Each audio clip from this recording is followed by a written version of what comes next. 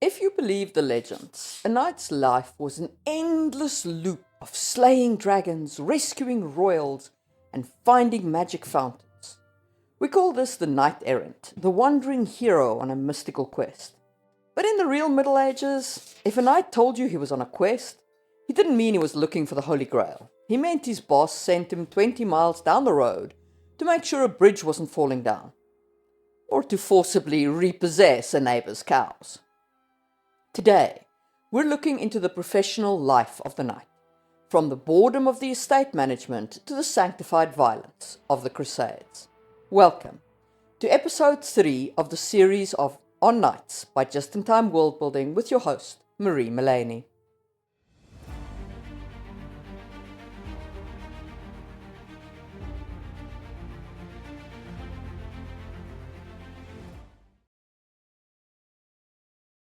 Questing is the heart of the Matter of Britain and the Matter of France, the two great literacy cycles of the Middle Ages. In these stories, figures like Lancelot or Roland go on quests. They encounter giants, enchanted castles, and holy relics. This obviously wasn't real. Historical quests were, generally speaking, expeditions or diplomatic assignments. You might be sent to escort a highborn lady, a la William Marshall, who escorted Eleanor of Aquitaine, with great success for him in the end of the day. Anyway, you could also be delivering a sensitive message through enemy territory or scouting a specific mountain pass. While a squire could be knighted early for distinguishing himself on an important quest, again see William Marshall, this was a reward for military professionalism, not for fighting a supernatural beast. But why were quests used in these stories of chivalric honor then? In medieval literature and in the culture, the quest served a multifaceted purpose for the knight's story. They acted as a vehicle for exploring societal values, they were a grueling trial for the individual hero, and a quest represented an essential plot device to drive the narrative forward. A lot like it does in our world. So, let's unpack those three purposes. First, demonstrating societal and chivalric values. Quests were designed to showcase the ideals of the perfect Christian warrior. In literary cycles like the Matter of France and the Matter of Britain, the quest provided the stage for the knight to prove his prowess, loyalty, and faith. Legendary figures like Roland and Orlando embodied master passions such as daring and an exaggerated conception of honor. The quest forced these characters to choose between conflicting duties, such as loyalty to a lord versus service of a lady, thereby exploring the ideals and anxieties of the elite class. Basically, the quest forced internal conflict. Also, as the church integrated itself into the knightly class, quests often took on a spiritual dimension. Missions to retrieve holy relics, like those in the tales of Fyrabras or the quest of the Holy Grail, reframed martial prowess as a religious vocation, where the knight was a miles Christi, a soldier of Christ. This showed what society, aka the church, wanted and expected knights to be. The second purpose of questing is the journey as a trial of a character. The journey aspect of a quest was rarely a simple travelogue. It was a test of stamina and moral fiber. In epics like Orlando Furioso, the journey takes the hero across the entire world, and even to the moon, to recover his lost wits, demonstrating that the quest is a process of internal refinement as much as external achievement. The physical journey involved encountering monsters, terrific as they appeared, and magical traps, which tested a knight's ability to remain good and true even when stripped of his standard weaponry. These trials serve to differentiate true knights from mere men-at-arms. So basically, your external conflict and some internal conflict. And then finally, we have quests as a plot device. From a narrative perspective, the quest was a vital engine for storytelling, allowing authors to transition from historical chronicles to fantastical romances. Historically, as I said earlier, an important quest or mission was often a specific tactical assignment. But in literature, this was expanded into episodic adventures that allowed characters to meet giants and enchanters and magic fountains. As the genre of questing knights matured, fantasy elements became way more common, transforming quests into wish fulfillment fantasy for the medieval audience. This allowed authors to explore themes of human potential that were otherwise repressed by the rigid historical reality of warfare. In addition, narrative quests often acted as a way to resolve the apparent paradoxes of chivalric violence and Christian forgiveness by channeling that violence towards sanctified or righteous ends. Basically, quests helped people make sense of the contradictions in their culture. And it is an outgrowth of this questing literature that gives us many knight-based fantasies today. In The Woman Who Rides Like a Man by Tamora Pierce, Alana of Trabond embarks on a quest to find the Dominion Jewel. In Lioness Rampart, she actually goes on a quest to find the Dominion Jewel and hand it over to her king, Jonathan. The jewel is basically a magical thigamy, that's a technical term, that boosts the mage's elemental power. But the thigamy is not really the point of the quest. The point is Alana facing her fears of magic, climbing the mountain, finding the jewel, and then, like a loyal liegeman, handing the jewel over to her king. You know what the problem is with reading a lot of philosophy? I read so much for meaning that it almost becomes too much. I love the Alana story. It's a great story. But the Dominion Jewel bit is where she gives it to Jonathan and he holds off Roger's coup with it and he saves the kingdom. It feels very much like a support of hierarchies. I don't think Tamora Pierce wrote it to be that precisely, but after 14,000 years of these kinds of myths, we all have this ingrained like, yes, hierarchy is good, actually. And loyalty to our liege is good, actually. You know, it takes actual work to break from that. Anyway, rabbit hole older. When you're doing your world building, consider what the quest means, not just for the knight, but also for the society. Is it a mystical calling or just a high-stakes military objective? So that's it, right? The wandering knight without a home is a lie. Well, not exactly. Questing may have been a literary device, but knights traveling from tournament to tournament is 100% true. Tournaments started as training for war with the melee. Imagine hundreds of knights in full gear divided into teams called conroys, charging at each other across miles of open countryside. The fight here didn't stay in a ring. They fought all over the place. It was a chaotic free-for-all brawl designed to test unit cohesion and stamina. This was not yet a sport. It's actually just an extension of training. But as the centuries passed, this evolved into the joust, which is an ultimate high-speed collision sport. Two knights, locked into their high-bowed saddles, charge at each other with the goal of either breaking a lance or physically catapulting the other man out of his seat. By the time of Edward III, these were high fashion events of the century, featuring feasting and dancing and elite stars of the show. Remember in episode 1 how I spoke about the ransom culture and paying for warfare? That 100% applies to jousts. If you lost, the rules were simple. You forfeited your horse and your armor to the victor. Given that a full panoply cost as much as a small farm, a single loss could bankrupt a knight. On the other hand, to the victor go the spoils, baby. And the real-world poster child for that is Sir William Marshall.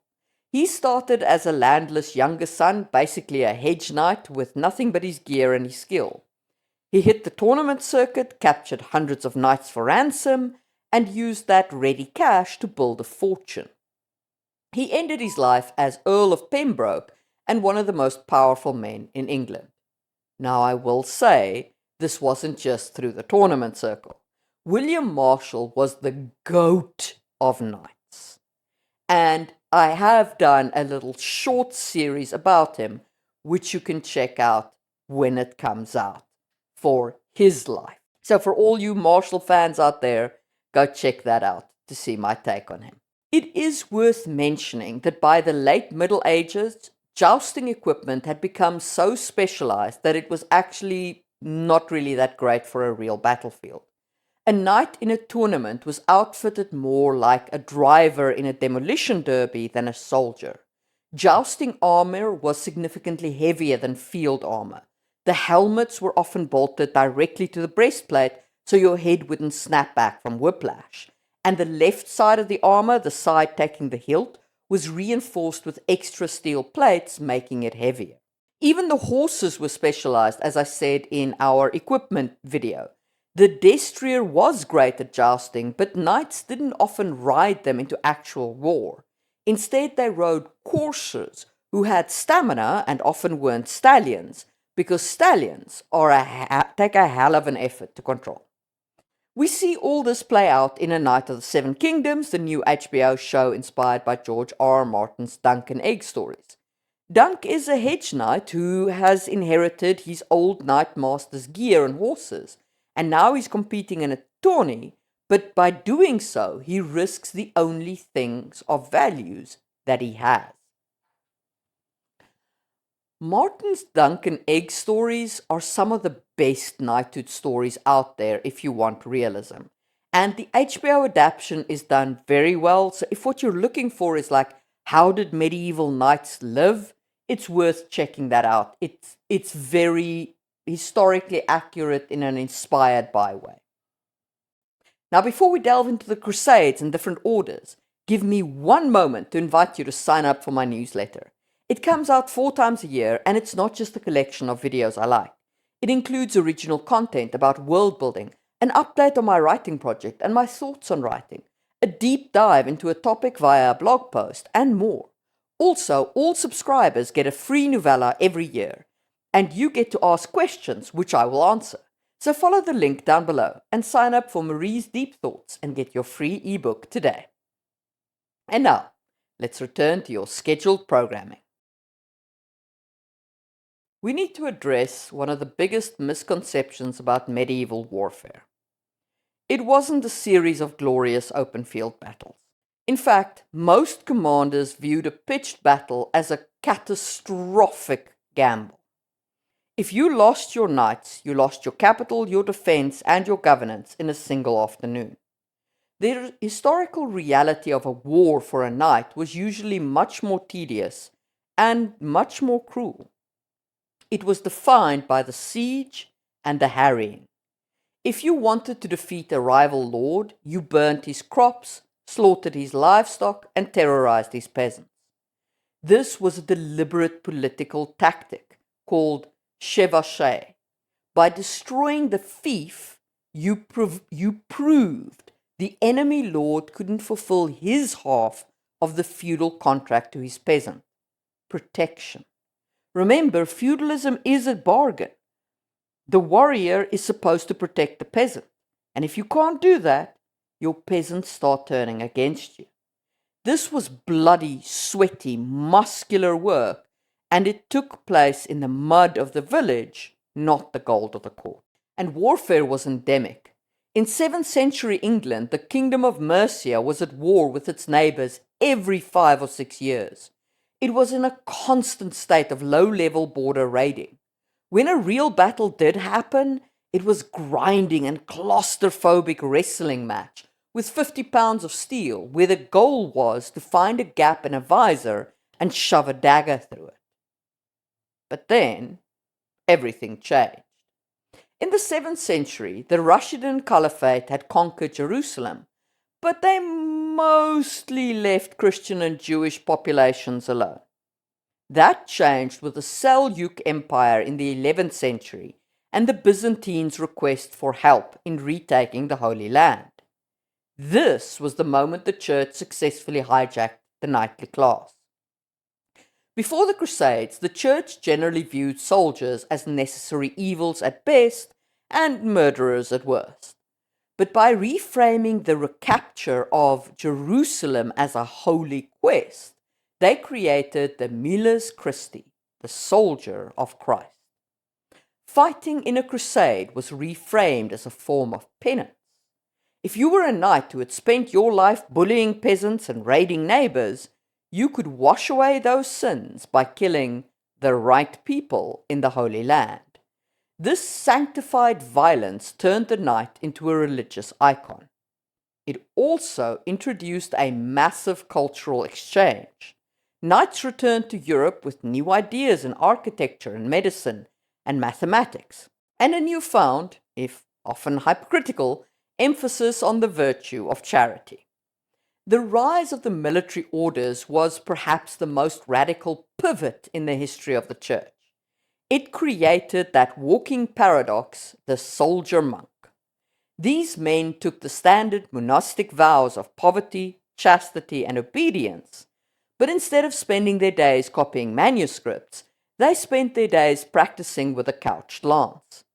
They were one of the professional standing armies that Europe had rarely seen since the legions of Rome had vanished, and they were born out of necessity.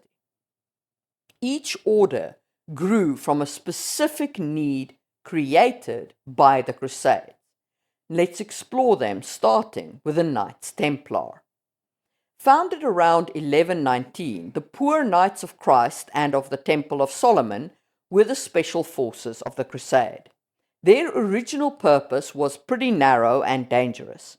They were supposed to protect the Christian pilgrims traveling the bandit-ridden roads from the coast of Jaffa to the holy sites in Jerusalem. Because they were headquartered on the Temple Mount, they took the name Templars. Yes, naming really does work like that. You do not need to be real special with your names. Anyway, they eventually became the international bankers of the era, but their core identity was always the elite heavy cavalry. If a Crusader king needed a hole punched in a Saracen line, he called the Templars. Our second order is the Knights Hospitaller, or the Medics, and they were formed even before the First Crusade, the Order of Knights of the Hospital of St. John of Jerusalem, and they began as a charitable organization. Their founding mission was to provide medical care and hospitality, hence the name, to poor, sick, or injured pilgrims. However, as the Holy Land became a permanent war zone, the medics realized they couldn't heal people if those same medics were all being slaughtered. They militarized to defend their hospitals and eventually became a naval powerhouse, a tradition they carried all the way to their later incarnation as the Knights of Malta, an organization that still exists. Our third order is the Teutonic Knights, or the frontier colonizers. These guys were a bit late to the party, and they were the Order of Brothers of the German House of St. Mary in Jerusalem. They were founded during the Third Crusade, 1190. Like the Hospitallers, they started with a hospital, specifically for German-speaking pilgrims, but they quickly evolved into a military juggernaut. When things went south in the Levant, they pivoted their focus to the Northern Crusades. Yes, those were absolutely a thing, and carved out a massive monastic state in Prussia and the Baltics. These guys were state builders and colonizers who brought the franchise model of knighthood to the edge of the known world. So far, this has been an absolute sausage fest. It's just been men all the way through. So, were women completely uninvolved in historical knighthood? Well, let's talk about that. When we think of the Crusades and the military orders, we tend to imagine a strictly monastic, all-male brotherhood. But history is rarely that clean-cut. While the frontline monk tank was the standard image of a man in armor, women were a persistent and functional part of the knightly ecosystem. In the Hospitallers and the Teutonic Knights, you had the consorores or seers hospitallars, sisters who took vows and managed the hospital part of the order. They weren't background characters, they were the logistical and medical backbone of the Crusade estates, performing surgery, managing estates, and providing the hospitality that gave those orders their names. However, as the Middle Ages progressed and the tournament culture became a high fashion spectacle, we see women entering the ranks of honorific orders. I stress the honorific part. These were not frontline combat roles, but they were formal recognitions of status and merit. The Order of the Garter, founded by Edward III, admitted 68 ladies of the Garter between the 14th and 15th century. In the Low Countries, orders were founded by noblewomen like Catherine Parr that granted titles like Chevaliere, the female form of chevalier, or Equitassa. These women held rank in their own right, reflecting a world where the noblewomen often had to act as military commanders of their own castles, especially while their husbands were away at war, or if their husbands had died, leaving them holding the military title, or perhaps for their sons who were still children. That role as defender of the home played out in a spectacular fashion with the Order of the Hatchet. In 1149, the city of Tortosa in Catalonia was under a Moorish siege. The Second Crusade was draining the region of men, and the local noble was on the verge of surrendering the city. The women of Tortosa looked at the prospect of surrender and instead chose violence. They dressed in men's clothing, armed themselves with whatever was at hand. Legend says they used many hatchets, and they launched a resolute sally, breaking the siege of the Moors. Count Raymond Berenger IV was so struck by their bravery, he did something unprecedented. He knighted all of them. These women became the Equitessa and Militessa, female knights with specific legally binding privileges that would make any male knight jealous. First, in all public meetings and assemblies, the women of the hatchet were granted precedence over men. They literally walked into the room first. They were granted a total exemption from all taxes, a reward usually reserved for the highest military elites. And they were given the legal right to own all apparel and jewels left to them by their husbands, regardless of value. A massive win for these women. Now, I will say that this was a once-off event, and there is some argument about how much of it is true and how much of it is apocryphal. But either way, no other women were admitted into the Order of the Hatchet besides these women who were involved in the defense of Tortosa, and it became defunct when the last member died. But it doesn't have to be that way in your world. In your world, the Order of the Hatchet, or its equivalent, could very well survive, admitting a small number of women who do serve on the battlefield, even in low fantasy settings. Now, as we roll the credits for our Epic Channel members, let's talk about my favorite bit of medieval malicious compliance, the Sixth Crusade. If you think a crusade requires the Pope's blessing, an army of fanatical peasants, and a lot of dead people, Frederick II wants a word. Frederick II, the Holy Roman Emperor and the King of Sicily, which is an odd combination if you ask me, was a man the Pope essentially treated like a recurring villain. He was brilliant. He spoke Arabic, he kept the harem, and he was perpetually excommunicated by the Pope. In 1227, the Pope excommunicated Frederick for not going on crusade. When Frederick finally set sail in 1228, the Pope excommunicated him again for going on crusade while being excommunicated. So Frederick arrives in the Holy Land as a literal outlaw of the church, but he's on crusade. The military orders, the Templars and the Hospitallers and so on, were in a total flat panic about this. Like, what do you even do with this guy? You're not supposed to even talk to an excommunicated leader, but he's here on crusade, which is what your orders are founded to be about, right? But Frederick didn't really care about the whole sanctified violence angle. He cared about results. So instead of launching a bloody siege, he sat down and started writing letters to the Ayyubid Sultan of Egypt, Al-Kamil. And the two of them really hit it off. They traded gifts, they discussed philosophy and science in Arabic, and they realized they both had bigger problems at home than they had with each other. In 1229, they signed the Treaty of Jaffa. Without a single major battle, Frederick negotiated the return of Jerusalem, Nazareth, and Bethlehem to Christian control. The church, of course, hated it. Because the treaty allowed Muslims to keep control of the Dome of the Rock and the Al-Aqsa Mosque, the Patriarch of Jerusalem put the entire city under interdict, effectively banning God from the holy city because Frederick had won it the wrong way. When Frederick went to the Church of the Holy Sepulchre to be crowned King of Jerusalem, no priest would touch him. So, what did he do? Picked up the crown and plopped it on his very own head. I love the Sixth Crusade. It's just so ridiculous. Frederick II was a soldier of Christ, while the Vicar of Christ was actively trying to invade his home kingdom of Sicily.